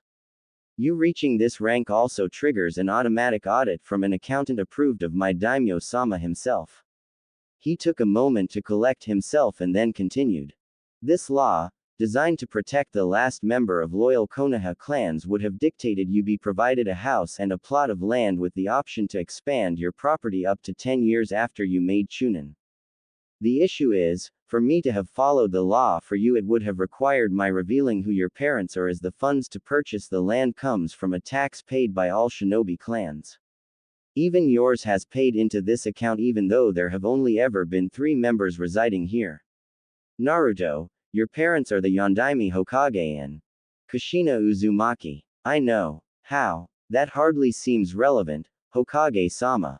Please continue. If any of your parents' enemies realized they had a child, one that was unprotected in a village trying to recover from a massive attack, you'd either be kidnapped or dead. That's not entirely true, Hiruzen. Tell him the whole truth. The daimyo ordered. I could have sent you to the capital. Minato and Daimyo-sama were close and the royal family has always had a good relationship with the Uzumaki, which is why much of their wealth wasn't lost during Uzushio's downfall. I didn't send you away because I wanted you to grow to love Konoha and desire to protect it like your parents did. How could revealing my status be any safer than revealing my parentage? I believe the people would follow Minato's wish to see you are a hero. I underestimated the hurt they carried and how my law only allowed the ignorance to fester. Because I didn't address the issue diligently, it left an open space for their irrational fears to grow and grow and grow. With you advancing as fast as you did, many were concerned it was the fox, even my shinobi, that should have known better. Who is the other person that stole from me and why did you let him? His name was Danzo Shimura. He was once a friend and a longtime rival of mine. He used to head a division of Anbu called Root. While militant and misguided, he truly loved Konoha and I used that as an excuse to ignore when he'd overreach. He was executed on Daimyo-sama's orders. When did this occur? 2 days ago. That long? You let him use my family's resources for God knows what and did nothing. I won't lie to you, Naruto, I've held the seat for too long. I've been soft when I should have been firm, too trusting when I should have been suspicious and too passive when action was needed. I've wronged you because of this and you may not believe me or you may not care, but I am truly sorry. I know I've driven you away because of these secrets and I won't ask you to understand, but I truly was attempting to do what was best for everyone. Naruto didn't bother responding. Whether it was true or not was irrelevant. He'd suffered because of this weak, old man and he'd not have any of his excuses. So, what happens now? I'll answer that. You will select where you want your compound to be and have my personal architect design the house with you. We'll get started on construction as soon as possible. Hiruzen will be holding a meeting of the clan heads where he will not only inform them of your heritage, your new residence, but some other things as well. Naruto, I cannot apologize enough for what you have been deprived. You may not hold much affection for Konoha or even Fire Country, but I hope you'll allow me to rectify that. I truly respected Minato and was quite fond of Kushina. Thank you, Daimyo-sama. Now, I believe Tsunade and Jiraiya wish to discuss some things with you, so you 3 are excused. All 3 Bo and Hiruzen gives Naruto a ticket to pick up his Chunin vest from the armory. The 2 leaders spoke a while more until there was a knock at the door. Hiruzen, there is one final thing you're going to have to do and this is going to hurt more than anything else. The daimyo said before giving permission for the individual outside to enter. In walked Orochimaru that instantly put the Hokage on edge, ready for an attack. Calm down, Hiruzen. She is here at my invitation.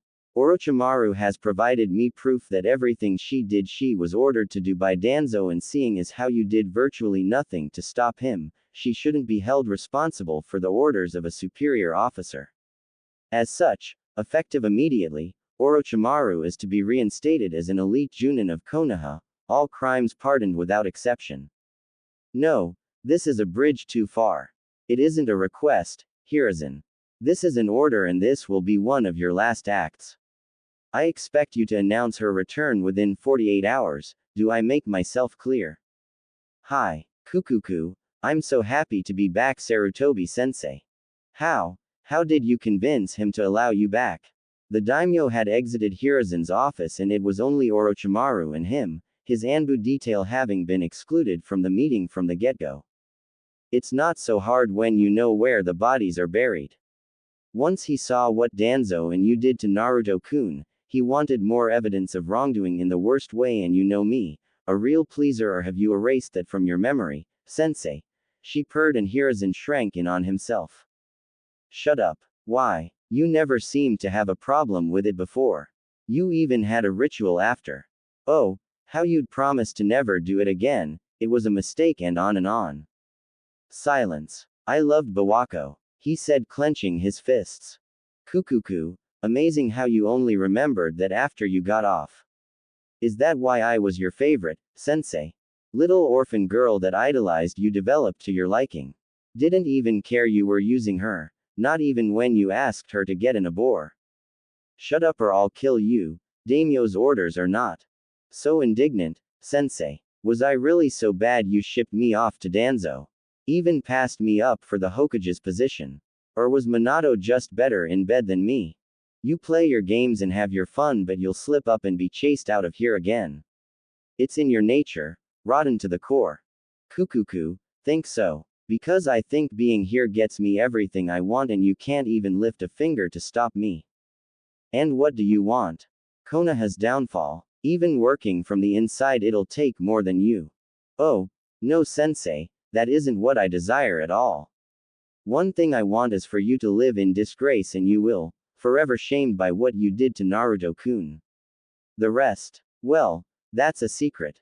She said, turning to walk away. Whatever it is you want, I'll stop you. If I honestly thought you could prevent me from what I want, you'd be dead already, she said, closing the door behind her. Naruto and the two Sannin were sitting in one of Jiraiya's apartments. Jiraiya and Tsunade both felt privacy was required for what they wanted to say. They were having an argument about who would go first and Tsunade looked ready to punch Jiraiya so he gave in. So, how are you doing with all this, Naruto? I don't know. It's a lot to take in. I went from making plans to flee the village to being a future clan head and independently wealthy. You've claimed 3 bounties on a rank shinobi. You're fine, financially. Jiraiya chimed in, ignoring the plans to flee part. How the hell would you know?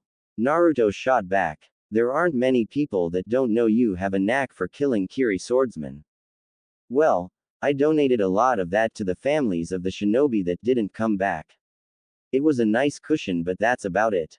Anyway, Naruto, I wanted to tell you that I suspected you were Kushina's child when we met but without proof I didn't want to say anything. That's why I went to the daimyo, to find out who you were and why you weren't living the life you should have been. I'm sorry I kept it from you as long as I did but the daimyo thought, and I agreed, it was best to tie up loose ends. Oh, it's okay, you were actually trying to help me and not just manipulate me to protect a cover-up, he said while shrugging. If her actions improved his situation, he won't complain about it not being immediate. Was that all? Well, I could thank you for winning me a shit ton of money by taking you to dinner. I'm sure Shizune would be up for it. I'd like that. You won a bet. Why aren't you freaking out? Jiraiya asked, deeply confused. The kid negates that. I bet on him and win and nothing happens. I don't get it but I also don't question it. I am curious why you didn't just win the whole damn thing. Gaara is broken, he only finds comfort in his madness. I wasn't there to fight a mad dog and if he pushed me too far Suna would be missing a Jinchuriki and that can't be good for inter-village relations. Besides, it was only my pride pushing me to compete but what's pride to people that perfected the art of fighting cowardly? That's an interesting understanding of shinobi, said Tsunade. I suppose it is. Well, that's all I wanted. Come to the Senju compound tonight at 8 and we'll decide something from there. Hi. See you then. She nodded and then exited the apartment. Jiraiya watched Naruto grinning like an idiot, completely misunderstanding the vibe. Alright, enough of that. I brought you here to tell you I want you to be my apprentice. Ah, thank you. It'd be an honor but I think I have to decline. Naruto said, shocking both Sannin. What do you mean decline, brat? Do you know how many people would kill to be in your position? And how many of those spent a month training with you? I'm not saying your approach has no merit but it doesn't work for me. Besides, I still have a Chunin sensei. But she can't prepare you for what lies ahead. And what lies ahead? There are a group of S-rank shinobi calling themselves the Akatsuki. They want to abduct all the Jinchuriki for some unknown reason. How long have you known about this? I've been aware of them since Orochimaru joined but I only recently found out about their goal of collecting the Jinchuriki. And knowing this you wasted a month not being fully engaged. Why would I assume that'd be different? I just wanted you to figure things out for yourself. I'm a jutsu creator. Have been since I was 6, please don't insult me Jiraiya. Asking technical details about a jutsu I'm trying to learn isn't an unwillingness to work independently. Maybe that bit of information would have been applicable to another problem I currently have or something down the road. We cannot know what will and won't be relevant at a later date. Your refusal to do anything more than explain the steps, once and then scope out women was borderline negligent. Alright, I could have been a bit more helpful but I was testing your determination. I was hunted for 2 weeks by 2 of the 7 swordsmen. I've proven my determination. Your resolve. I killed both of those swordsmen. Iron will. Fine, Yaki. What do you think I could have done differently? You could have worked on my taijutsu. Is it bad? Isn't it telling you don't know? Now, I wouldn't call it bad. I train in the Panther's preferred style but facing with different, more experienced opponents would be helpful. My first instinct is to go to my sword or ninjutsu. I can end fights fast that way so my taijutsu skills aren't as sharp as those are. You seem awfully aware of your flaws. No reason not to be. As far as your offer, I need to think about it. Is that okay? Sure brat, but don't think too long. No problem. Well, I need to go see my teammates, later pervy sage. Don't call me that, brat. Contrary to shinobi stereotype, Naruto didn't hate hospitals. He hated the smell but who would enjoy the smell of disinfectant? Since he cultivated a joy of reading early on, anytime he wound up in the hospital due to injury he'd just relax and read. Because he didn't make himself a pain and was actually a good patient, the hospital staff was weirdly accepting of Naruto. They didn't care or whisper behind his back, he was just a normal boy with abnormal hobbies. So when he heard, "What are you doing here?" he didn't take it as an insult or expression of animus. "Anyo, Saito-sensei, I'm just here to visit my teammates." That had better be why. If I have to treat you for Tenketsu burnout one more time I'll wring your neck.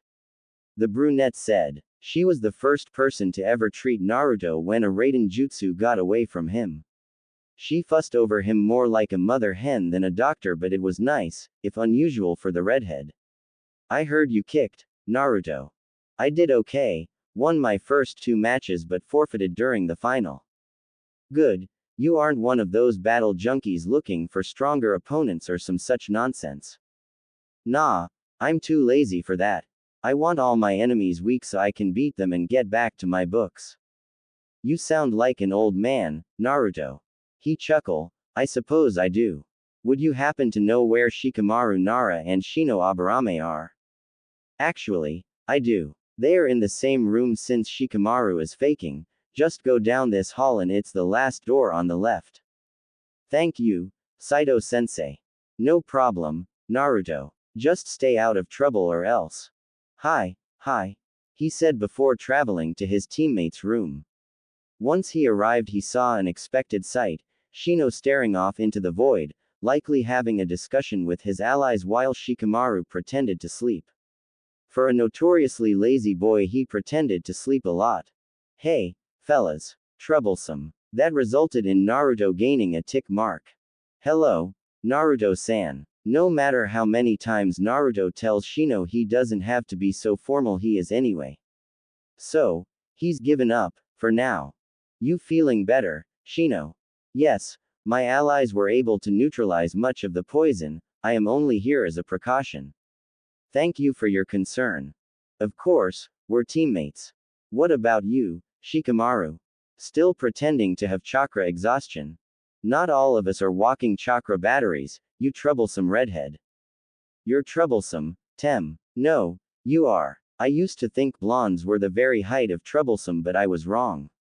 I actually talked to my dad about it and he gave me a knowing look. You clearly descend from troublesome people. You goddamn right I do. My name might mean maelstrom, but I'm an eternal flame, baby. Datbeo. Oh, Kurenai, your cute little students are so much cuter than mine. Want to trade? A voice from outside the room said. They are downright adorable, Kakashi, so I think I'll keep them. At being caught in their childish moment, Shino adjusted his glasses, Shikamaru muttered troublesome and Naruto scratched the back of his head. Well, just be careful around Naruto and Raiden Jutsu, he isn't very good with them. Naruto immediately became irate, hair floating in distinct tails, you suck at teaching Raiden, Datbeo. Oh, Naru-chan, is this about the lightning puppy again? Immediately his mood changed from righteous fury to embarrassment. Shut up, you said you'd never bring that up. No, I implied I wouldn't, but it's good to have embarrassing stories about rookie Chunin, it keeps them humble. You got promoted, Naruto? Kurenai asked. Hi, the old man told me just a little while ago, but I don't think it means no one else has a chance. He just confirmed my early. Congratulations were given all around and Naruto the team slipped into comfortable banter while Kakashi excused himself. He took a look back at Kurenai's team and knew, while he truly wanted to be directly involved in Naruto's development, this was likely the best team for him. A supportive team with no egos, and people too smart to give into blind prejudice. His team is good, they've worked out their roles after a lot of effort, so he can't complain, but he hasn't felt the same joy as when he watched an 8-year-old Kushina clone shock himself trying to master the basics of Raiden manipulation. Enjoying time with people he actually liked couldn't be allowed to last, Naruto realized, as he was summoned to a council meeting by an Anbu. The same one that escorted him from the arena. He didn't think the old man would go through with the inheritance stuff so suddenly, but he guessed it was better to just get it all over with. He assured his team he'd tell them all about it when next they met and made his way to the meeting, not wishing to make a bad impression. Once he was allowed entrance into the room, he was greeted with the sight of the clan heads of the major clans of Konoha, from Aburame to Hyuga. Tsunade and Jiraiya were there as well, though Tsunade's presence did make sense as the Senju clan head, even the old man's advisors were there. The leaders of the major clans were all looking confused as to why they would be there and, especially, why he was there with them. We have a lot to discuss tonight, well, I have a lot to tell you all. I ask for no interruptions. First order of business. Many of you have suspected the truth but never outright confronted me. This allowed me to violate the clan survival act passed by the daimyo. Naruto is the true heir to the Uzumaki clan, his parents are Minato Namikaze and Kushina Uzumaki. He will be getting the domicile he has been entitled to his entire life along with full access to his clan's resources. He also has been promoted to Chunin, it was long overdue and the folly of a foolish, old man. As such, he will have a seat on the council or may choose a proxy, but that can be arranged another time, but for tonight, he will join us. Are there any questions outside of why I hide his heritage? I'd like to know if you're sure. Yes, he looks exactly like Kushina, but do you have proof he is Minato's son? Asked Hiyashi. I'm not sure I take to your implication, Hiyashi-san. He really wanted to make a good impression, but he won't let some asshole slander his mother. There'll be some fighting bastards in here before that goes down. I'm only doing my due diligence, Naruto-san. No, You're being an asshole, and if you continue to imply Kushina was anything less than a faithful wife, I'll break every bone in your body. You being a Hyuga doesn't absolve you from responsibility for your words, remember that Hiyashi. Tsunade chimed in. That's enough. Yes, there is proof and it has been accepted by the daimyo himself, so you have no grounds to question it. Is there anything else? Will you inform us of the why? Asked Shibi. Yes. There are multiple reasons. The easiest to accept is the son of Naruto Namikaze would have had assassins after him before he could walk. I truly wanted to protect Naruto from that, especially when I didn't know if I could fully trust my shinobi to protect him. Many of the shinobi bristled at the accusation. I don't find that fair at all. Sum yelled. She may not have done much for the boy or anything, but she'd never just allow someone to kill him, nor would she believe any of her clan capable of such an act. All the clan heads silently agreed, taking offense at the implication. Naruto held back a scoff but didn't hide how he felt about their performative outrage. Do you disagree, Naruto-san? Shibi asked. The shinobi of the village, generally, were less discriminatory. Though the primary reaction was to treat me like a primed exploding tag they'd rather not be around. Some were more ignorant, some less, but the consensus seemed to be they'd rather I not be anywhere near them. Also, I just had a man imply my mother was a whore to my face as if it weren't offensive. That was my reality, so whether or not any of you would attempt to protect someone you'd prefer not be near you, I don't know, but acting like the old man just levied a grave insult is absurd. When Naruto finished answering Shibi, much of the indignation had left the faces of the clan heads. When taken from Naruto's perspective, it would be easy to assume some would willingly look the other way while he was removed either through kidnapping or murder. Many were having realizations about what their inactivity in the life of Naruto, Minato's child, meant. They speak of his noble sacrifice but had sullied it by their choices. They were all starting to feel the weight of 12 years' worth of shame. Hiyashi felt it more than any. He holds some resentment toward Naruto for injuring Neji to the extent he did and engaged in a moment of pettiness. It was beneath him and surely not justified when speaking about the dead. Moving on, protecting Naruto was one reason, but it wasn't the only, and in retrospect I cannot say with all honesty it was the primary one either. My position was vulnerable. The wealthiest of the civilians were attempting to make a power grab, leveraging the money required to support our recovery. I couldn't allow that. The current daimyo was also an unknown to me and didn't trust he'd send additional resources without requiring something in return, so I did a shameful act. I pilfered money from the Uzumaki clan funds. It was a substantial amount, and in my desire to not lose a necessary emergency fund I allowed a way for Danzo to take funds from the account as well. I've made restitution to Naruto for what I've taken and was in the process of repaying what Danzo stole. This is why I didn't promote him to Chunin. I didn't believe I could delay giving him his inheritance or the knowledge of his parents and clan any longer than that. Is an automatic search for any due assets is started when our shinobi make Chunin. The inconsistencies in Naruto's file would have gotten back to the daimyo and this would have been the result. However, the daimyo was alerted to my actions some time ago and had been conducting his own investigation into my and Danzo's actions. He brought it all to my attention a few days ago, where Danzo Shimura was executed for his crimes. I am deeply ashamed of my actions and how they've hurt Naruto. I am even further shamed by the consequences of my actions. As ordered by Daimyo-sama, I will be stepping down as Hokage as soon as I find a worthy replacement. That is expected. What wasn't was the other order given by the daimyo. Hiruzen said before gesturing to his Anbu, who left and returned promptly with a cloaked guest. Take off that ridiculous cloak, this is no time for your games. Hiruzen barked. Kukuku, so mean Sarutobi-sensei. The familiar laugh and timbre set most of the room on edge. Orochimaru the White Snake was here. Konoha's greatest traitor was here. The Ino Shika Cho sprang into action, attempting their well-practiced containment formation. Hiyashi and Sum assumed their taijutsu stances. Shibi wondered if he were surrounded by idiots, as the Hokage clearly summoned the notorious traitor. Tsunade and Jiraiya had been warned by Hiruzen he had some shocking news to deliver, so while greatly surprised they didn't blindly attack her. Naruto just wanted to leave. How should you feel about someone that stabs you in the gut but also gives you the means to speak to your dead mother?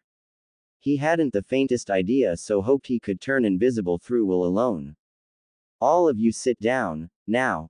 Hiruzen shouted, attempting to get control back before things got out of hand. All obeyed their Hokage, though reluctantly. Orochimaru, as ordered by the daimyo, was given a full pardon as she was acting under the orders of Danzo at the time, and as I never punished him, it was unjust to hold a subordinate to a stricter standard. Odo, her shinobi village will become a protectorate of Konoha, operating semi-independently, but my successor will have to iron out the specifics. She is reinstated as an elite Chunin and conferred all the rights and privileges befitting her rank and is still acknowledged as a Sannin. These orders are absolute and beyond contestation. You are all to inform your clansmen of these developments so none erroneously attack her. Sensei, you can't do this. She's a monster. It'd be letting the fox into the chicken coop, no offense Naruto. I can't allow this, I won't let her cause further harm here. Naruto said nothing, still pretending to be invisible. Kukuku, stupid Jiraiya, always talking big. He should shut up before I run him through with my sword and spit roast a few of his toads for good measure. Try it, bitch. However did you suffer this idiot for an entire month, Naruto-kun? You must have lost brain cells by the minute. Now that I'm back, how would you like to be my student? Did she really just ask me that? No, she didn't. None of them can see me, I'm not even here. His denial no jutsu was strong.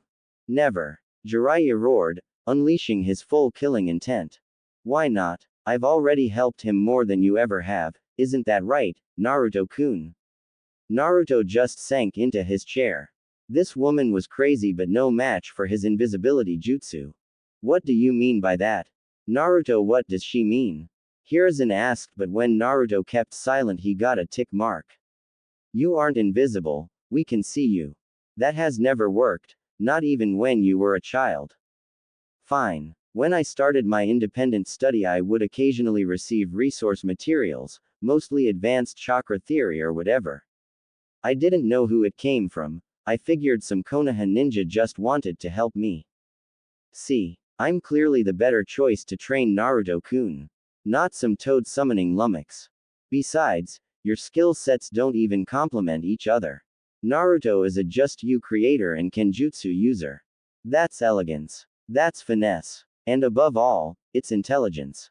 You're an oaf. A stupid oaf. That's enough, we aren't here to watch you insult a loyal shinobi. This meeting is over, my former students and Naruto stay. Everyone else, please leave. Are you sure, Hiruzen? Asked Homura. Yes, old friend, I will be fine. He watched his advisor nod and leave with his counterpart. His eyes immediately grew colder as he stared at the snake Sannin. My authority may be diminished greatly, but I will never allow you direct access to Naruto. I won't have you twist him into something dark and ugly, a creature more than a human. Kukuku, you haven't the ability to stop me, you useless relic. It's his choice and any undue influence on his choice would be unwise and likely unhealthy. Are you threatening me, us? Surely you don't believe you could defeat all three of us? That assumes you'd all attack me. Tsunade has been awfully quiet. I want nothing to do with this idiocy nor the twisted dynamic that was our team. Come on, Naruto. Auntie Tsunade is going to drink her dinner until she can't feel feelings anymore, and you're too. I don't Gurk. He couldn't finish as she pulled on the back of his shirt, rapidly exiting the council room. Sensei, we can't let her get near Naruto. Jiraiya said, his eyes pleading for his sensei to do anything to stop her. Why are you so convinced I mean him harm? I've only helped him thus far. You stabbed him in the gut. Just a little. I knew he'd survive and now he has something to remember me by. A little gift from Orochimaru sensei. Shisho. Yes, Shisho. If you want Naruto in the best position to fend off the Akatsuki, you'll leave him in my care. I was actually a member, I have more intelligence on them than anyone else you have access to. If you prefer to hold on to old grudges and stroke your ego, make Naruto work with a lazy pervert that never attempted to aid his godson. And before you start on your excuses, I was a missing nin and I still knew of his interests and helped cultivate them. If anyone deserves to continue his development, it's me. Not the feeble old man nor the useless toad. Just food for thought. Kurenai, Asuma and Panther Cub named Majila were walking through the village. The two Chunin were trusting the nascent tracking ability of the young summons. They'd gone to Naruto's apartment to ask him to meet with the other rookie teams to congratulate him on his promotion and to better establish some camaraderie between him and the other teams. Very few of them knew anything of Naruto except he graduated early, so were surprised by his performance in the exams. The Chunin grew suspicious when Majila directed toward a shinobi bar. However, they went in anyway as the cub was quite confident she found her, Oni-chan. And to their shock, she had. Naruto, with half-lidded eyes, was sitting with Lady Tsunade and her longtime apprentice. Naruto. Kurenai called from the front of the bar and Naruto's head immediately shot up.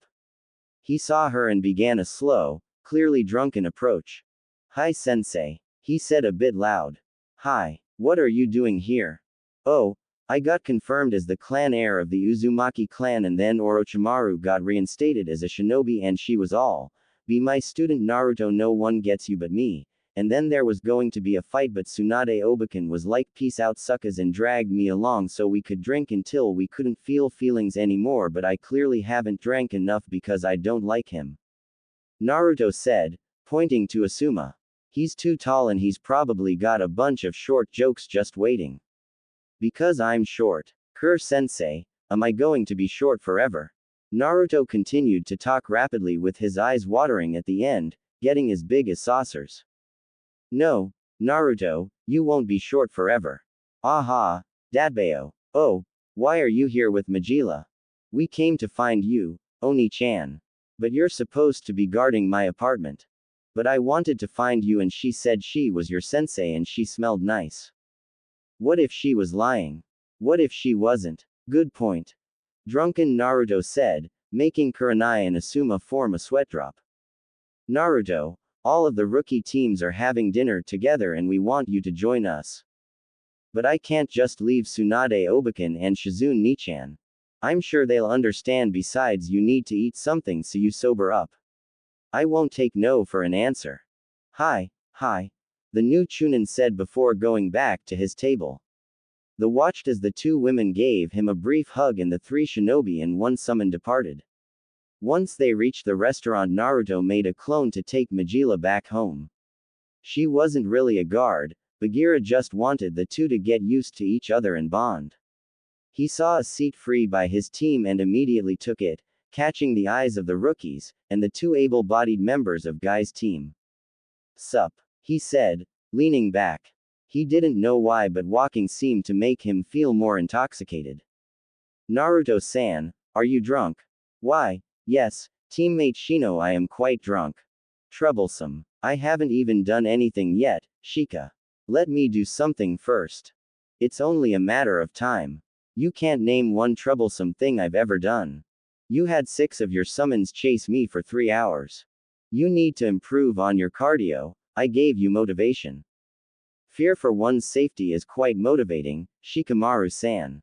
Shino added, getting a thumbs up from Naruto. "See, Shino gets it. I'm glad everything is just one big joke to you." A bun-haired girl cut in, glaring at Naruto. The outburst caught the attention of all at the table. "I'm sorry, have we met?" "No, you just tried to kill both my teammates." "Nani?" said Naruto, confused. "Lee and Neji." Shikamaru filled in the gaps. "Oh, that's incorrect. I only tried to kill one of your teammates. I intended to maim the other." "Very different. And that makes it better. We're supposed to be comrades." Then, they should have acknowledged their comrade had them beaten and given up. You didn't have to go that far. Neji may never be a ninja again, it is all he had. Then he should have taken better care of himself. Besides, he looked as if he was truly trying to kill Usagi Hime. He pointed to Hinata, causing her to blush faintly at the name and attention, and I bet you didn't say one word about it. I'm sorry, bad things don't confine themselves to just people you don't care about.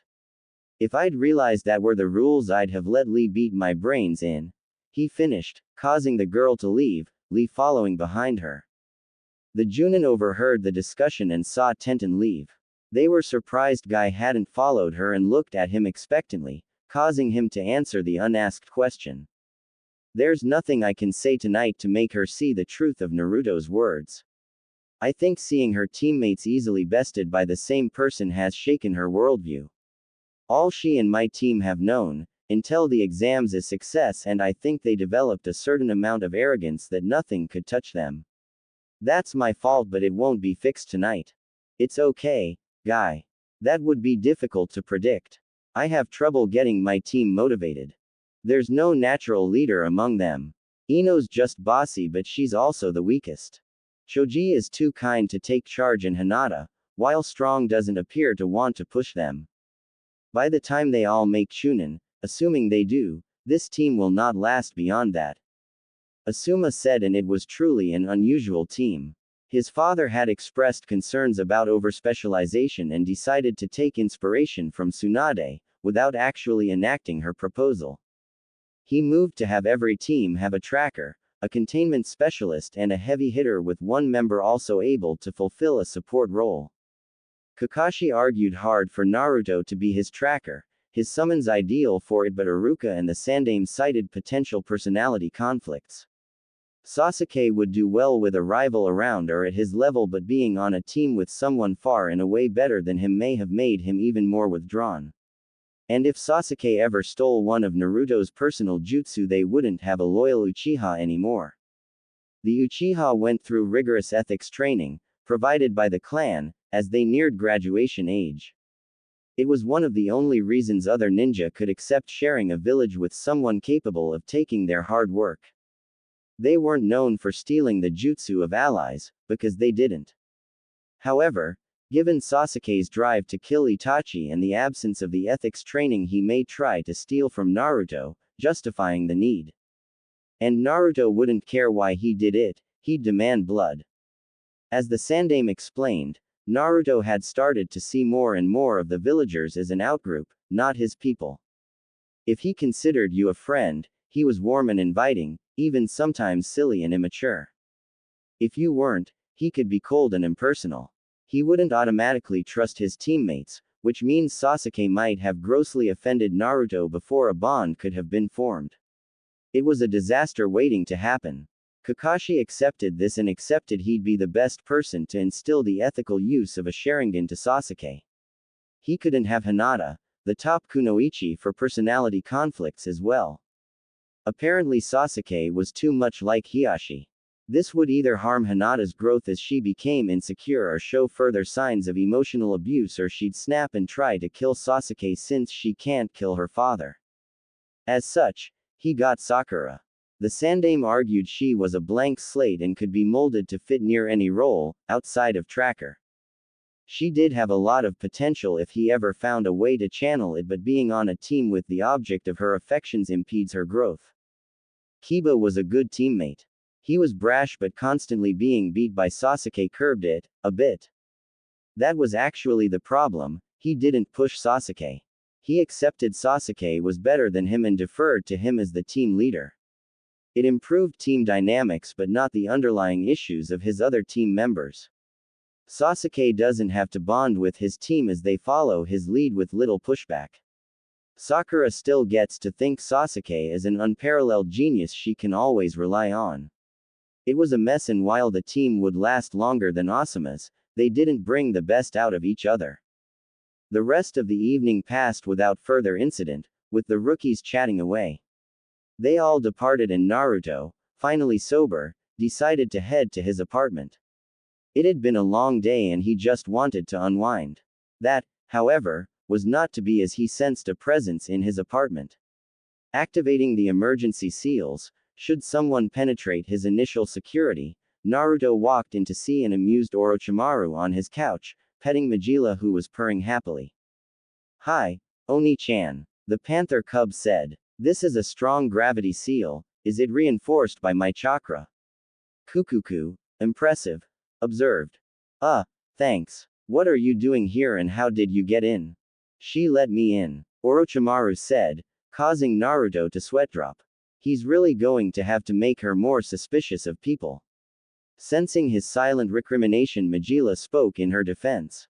She smells like your scrolls, so I thought she was okay. He had to concede her point. It wouldn't make a lot of sense to keep training materials from an enemy, but still he'd have to withhold some snacks even if she pouted. He wouldn't break this time. As for why I'm here, if you'd release me I'd be happy to tell you. Naruto deactivated the secondary seals while reengaging his primary. If the old man let her back in the village, at the daimyo's instruction, he reasoned she likely wasn't here to kill him. He took a chair from his desk and sat across from her, awaiting her explanation. Why so far away? I don't bite. But you do stab. I do, but it was a lesson you needed to learn. And what lesson was that? Getting impaled hurts. Being overly noble will get you killed. You didn't leave me much choice. Sure I did. You could have attacked me as a team and as they distracted me you fled. She said and saw the disgust on Naruto's face. You'd never do that, yes. No, I wouldn't. Then accept that path leads to pain. You'll never abandon your comrades. Put their safety above your own. Then acknowledge you'll sometimes suffer for it. Did my little love tap make you reconsider anything you did? No. Good. Wouldn't want you changing too much, but also can't have you blind to what your beliefs may lead to. Well, arigato, sensei-sama. I am most humbled by your wise words and wiser actions. I think I like that even more than Shisho. Yes, when you become my student I think I'll have you call me that. I haven't said yes. I haven't made a decision. Kukuku, whatever you decide just don't exclude the middle, she said and he quirked an eyebrow. She just smiled as if to say it'd make sense soon enough. So, onto why I'm here. Did you manage to solve my little puzzle? Yes. How did you get the DNA of my mother and Mito Senju? I'm a world-class ninja, Naruto-kun. There isn't much I can't do. Right. So, how did you manage it? I broke the jutsu down to its most basic elements, yin and yang. It summons the yin energies of the dead, it needs a yang counterpart. The body and the DNA acts as a beacon to attract the yin but also help merge the yin to a foreign yang. Orochimaru listened closely to his words, her genius mind cycling through explanations until her eyes widened a fraction. Yang release. Yep. Pure yang release channeled into a shadow clone was how I was able to do. So, you can do yang release now. How far have you gotten with it? Just the shadow clone. I was under a tight deadline and learning to focus the balance of my chakra to yang took a majority of the month. What happened? Where are they? They both returned to the pure world. For Mito, she felt her time had passed and outside of Tsunade, all of her family is with her there. My Ka-chan was conflicted but ultimately felt it unnatural. Apparently the control seal can distract them from it as they have orders to follow, but when they retain their free will there's always this sense that a part of them is wrong and shouldn't be there. The foreign yang. Yay. She didn't appear to have any moral qualms about it or concerns about balance or whatever, she just said she felt wrong. Fascinating. What will you do now? I'm not sure. I know I want to develop yang release more, but as far as the Edo Tensei, he said with a shrug. Don't abandon it entirely. It'd be fitting. Minato perfected the Hiraishin and you can perfect the Edo Tensei.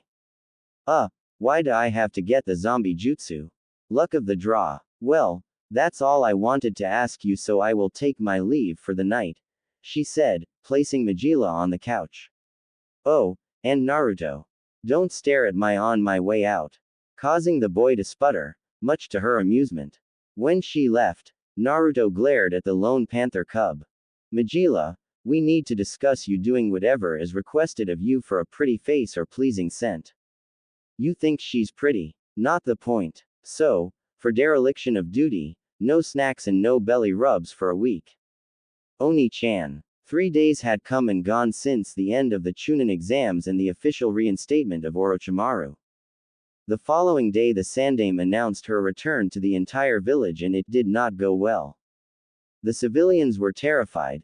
The boogie woman had returned to dissect them and their children, they wailed. The ninja were on edge as well. She was a well-known traitor, so to be allowed back and for it to come from the daimyo himself. The seasoned among them realized there was a game being played well beyond their level but would watch their step around the snake Sanin. There was one person that wasn't happy, wasn't accepting but also wasn't afraid. She was livid, enraged, angered to the point of distraction. She begged the Sandaime to reconsider, ranted and raved about how this woman was the embodiment of evil.